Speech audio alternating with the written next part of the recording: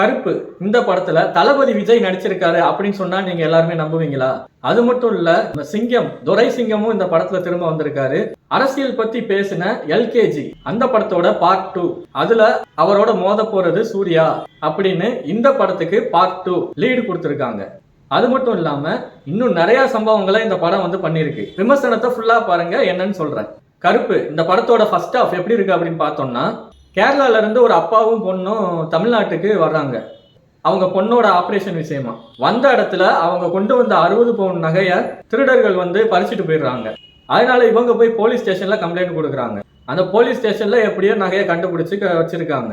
சரி, நகை வந்துருச்சுல, எங்கிட்ட தாங்க அப்படின்னு சொன்னதுக்கு, இல்ல நாங்க தரக்கூடாது, நீங்க போய் கோர்ட்ல வாங்கிக்கோங்க அப்படின்னு சொல்லி அவங்க 2 பேர்த்தையும் கோர்ட்டுக்கு அனுப்புறாங்க. அந்த கோர்ட்டுக்கு போய் பார்த்தா அங்கதான் ஆர்ஜே பாலாஜி ஒரு ஸ்மார்ட்டான அட்வொகேட்டரா ஒரு வில்லனா இன்ட்ரோடியூஸ் ஆகுறாரு. அந்த கோர்ட்ல வக்கீல்கள் எப்படி கேஸுக்கு வர்றவங்களை வச்சு சம்பாதிக்கிறாங்க அப்படிங்கிறத இந்த படத்துல கொஞ்சம் காட்டியிருக்காங்க. இப்போ அந்த பொண்ணு அப்பாவும் அவங்க கேஸை ஆர்ஜே பாலாஜி தான் எடுக்கிறாரு.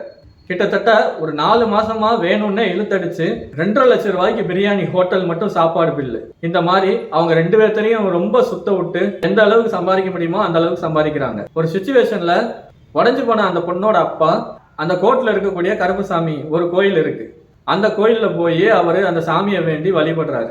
அப்போதான் சூர்யா இந்த படத்துல ஒரு சாமியா கடவுளா நடிச்சிருக்காருங்கிறது ஒரு உண்மை. சரி, அவர் என்ன பண்ண போறாரு அப்படின்னா, ஆர்ஜே பாலாஜி எல்லாத்தையும் போய் அடிச்சு ஒரு ஃபைட் சீன் வச்சு கடவுளை அவங்க முன்னாடி போய் சண்டை போட்டு இப்படிலாம் பண்ணக்கூடாது அப்படிங்கிறாரு.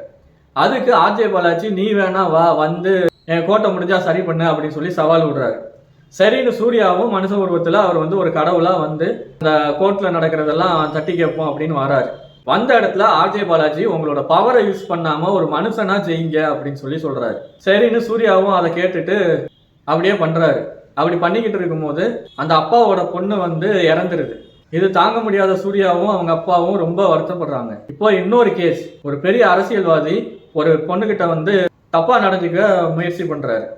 அந்த பொண்ணு பல வருஷம் கழிச்சு நம்ம தைரியமா கேஸ் கொடுப்போம் அப்படின்னு கொடுக்குது. ஆனா அந்த கேஸை யாருமே எடுத்து நடத்த மாட்டேங்கிறாங்க. ஏன்னா அந்த கேஸ் ஆர்ஜே பாலாஜியோட கையில இருக்கு.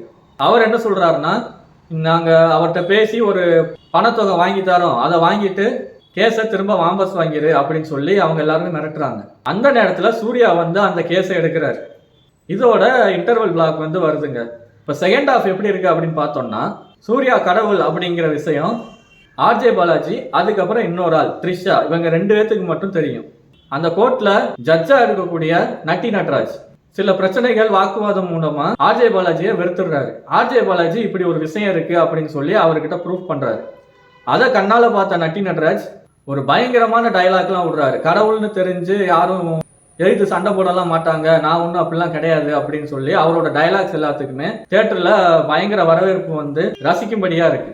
இந்த படத்துல மிகப்பெரிய ட்விஸ்ட் என்ன அப்படின்னு பார்த்தோம்னா, தளபதி விஜய் இந்த படத்துல நடிச்சிருக்காரா அப்படின்னா, இந்த படத்தை போய் தியேட்டர்ல பாருங்க, ஒரு கூஸ்பம் சீன்ஸ் இருக்கு, மிஸ் பண்ணிடாதீங்க. இன்னொரு விஷயம், இந்த படத்தோட கதை, ஆர்ஜே பாலாஜி இருக்கக்கூடிய அந்த கோர்ட்டோட பில்டிங்கும் சரி இருக்காது. சூர்யாவோட பவரும் அந்த எல்லைக்குள்ள மட்டும்தான். அது தெரிஞ்சுக்கிட்ட ஆர்ஜே பாலாஜி அந்த எல்லையில இருந்து இன்னொரு எல்லைக்கு கோர்ட்டை மாத்துறாரு. அதுக்கப்புறம் என்ன ஆச்சு, எல்லையை விட்டு சூர்யாவுக்கு பவர் கிடையாது, அந்த எல்லைக்குள்ள மட்டும்தான். இப்போ சூர்யாவால என்ன பண்ண முடியும்? ஒன்றும் பண்ண முடியாது. ஆனா அதுக்கு அடுத்தடுத்த காட்சிகள் படம் ஃபுல்லாவே ரொம்ப எதிர்பார்க்க வச்சு, ரொம்ப ரசிக்கும்படியா வச்சு, குடும்பத்தோட ரொம்ப சந்தோஷமா ஜாலியா சிரிச்சுக்கிட்டு இந்த மாசத்துக்கு ஒரு படம் கிடைச்சிருச்சுன்னு இதை நம்ம கொண்டாடி தான் ஆகணும். ஏன்னா படம் இன்டர்வலுக்கு அப்புறம் கிளைமேக்ஸ் படம் முடிச்சிட்டது அப்படின்னு நினைச்சோம்னா படம் முடியல அப்படின்னு அதுக்கடுத்து ஒரு லீடு, அதுதான் கருப்பு பார்ட் 2 இருக்கு. அந்த இதுல ஆர்ஜே பாலாஜி ஒரு பயங்கர வில்லனாவும், சூர்யா ஒரு முதலமைச்சரை எழுத்து நிற்கக்கூடிய ஒரு அரசியல்வாதியாகவும் எப்படி ஜெயிக்க போறாரு அப்படிங்கிறது செகண்ட் பார்ட். இந்த படத்தை பார்த்துட்டோம் அப்படின்னா செகண்ட் பார்ட்டுக்கு நம்ம ரொம்ப வெயிட் பண்ணவே ஆகும். இன்னும் இந்த படத்தை பத்தி நிறைய விஷயங்கள் விரும்பல. இந்த படத்தை போய் கண்டிப்பா தியேட்டர்ல வாட்ச் பண்ணிருங்க.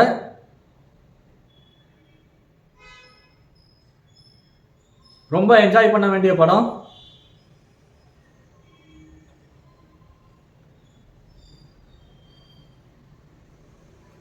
சூர்யாக்கு தி ஒன், அதுக்கப்புறம் இந்த கருப்பு சிறந்த மைல்கல்லாவே அமைஞ்சிருக்கு அப்படின்னு இந்த படம் வந்து காட்டியிருக்கு. இதோட நான் அடுத்த விமர்சனத்துல உங்களை சந்திக்கிறேன். நன்றி, வணக்கம்.